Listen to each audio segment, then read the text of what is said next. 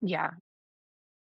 I think something I'd still like to understand more about is trauma-informed yoga. Is that something that is applied in a regular yoga class? Is that something that then somebody becomes trained in trauma-informed yoga and then they only teach trauma-informed yoga classes? I've also heard of trauma-sensitive yoga. Like, how does all this work with trauma-informed yoga and public classes? Can you tell me a little bit more about the distinctions?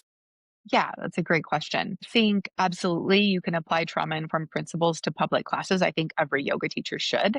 I really think every yoga teacher should have this training because it's not included in a regular I mean, it might be included in some regular 200-hour yoga training. However, if it wasn't included in yours or in, another teachers, like, I think they should seek that training out. And these are seemingly simple adjustments or adaptations to bring into a public yoga space. Absolutely. And to your question about the trauma informed versus trauma sensitive, from my understanding, trauma sensitive yoga is a framework that helps to treat trauma or that is applied alongside therapy.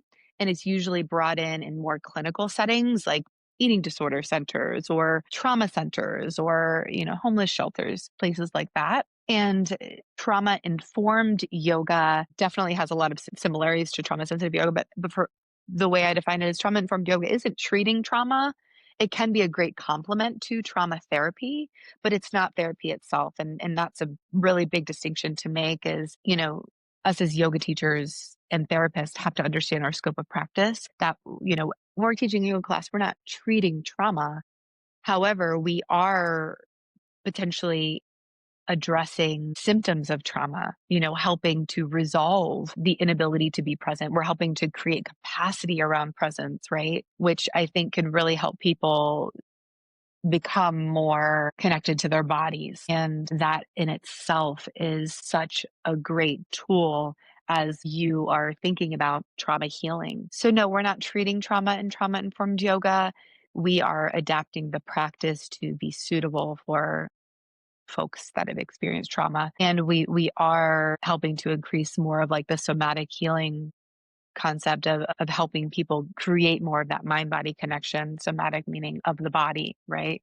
We're helping people become more attuned to their bodies and creating a relationship with their bodies. So that can be applied really in any setting. And yeah, you can definitely bring more of the trauma informed focus out into some clinical settings as well. Maybe a yoga teacher wants to teach a class to underprivileged kids or to a homeless shelter. It'd be best for them to have that trauma informed training before they go into these communities that have folks who have experienced oppression or trauma, so very, very important to add to the toolkit really of any yoga teacher, but especially those that are going out into those more vulnerable populations. Does that clarify?